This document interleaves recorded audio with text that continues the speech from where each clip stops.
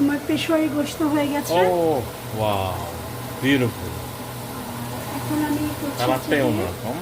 রুই মাছ দিয়ে ঝিঙ্গা করবো, আর এটা হচ্ছে মিষ্টি কুমড়া দিয়ে চিংড়ি করবো। ও মজাদার, ফ্যান্টাস্টিক। বাইরের দেশে প্রতিদিন রান্না করা যায় না, কাজের প্রেশারে জন্যই রান্না বান্না করে রাখি বেশি করে। আমার চিংড়িটা হচ্ছে এটা। চিংড়ি মাছটা আমি আগে থেকে ভেজে রেখেছি, মাছটাকে আমি একটু মশলা দিয়ে ভেজে রেখেছি। আমার ঝিঙ্গা, এটা আমার এক চাইনিজ বান্ধবী, সে আমাকে গিফট করেছে, খুবই ফ্রেশ ও ফ্রেশ, হ্যাঁ ঝিঙ্গাটা। তারপর এটা দিয়ে আমি রুই মাছ রান্না করবো। আর এখানে আর এটা হচ্ছে মিষ্টি কুমড়া ভিজে রেখেছি, মিষ্টি কুমড়া দিয়ে চিংড়ি করবো।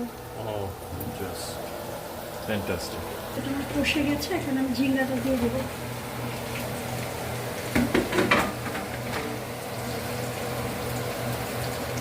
এটাকে আমি ঢাকবো না, এটা আস্তে আস্তে পানি উঠে তারপর আমি ঢাকবো, যেন এটা কালারটা সবুজ সবুজ থাকে।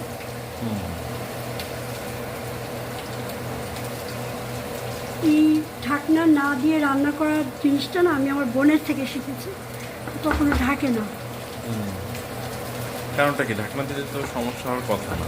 ঢাকনা দিলে হয় কি, পানিতে সবুজ সবুজ সবুজ ভাবটা চলে যায়।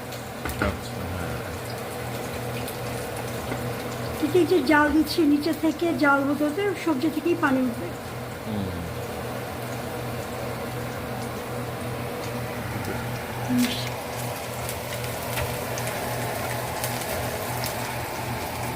একটু ভিজে রেখেছি, পানি দিব, একটু লবণ দিয়ে দিচ্ছি। একটু ধনিয়া পাতা দরকার, আজকে দেখি বাজারে গেলে ধনিয়া পাতা নেই। ধনিয়া পাতা দিলে তরকারির টেস্টে আনিয়া আসা হয়েছিল, আছে তো মনে হয়। না, শেষ, ধনিয়া পাতা শেষ হয়ে গেছে।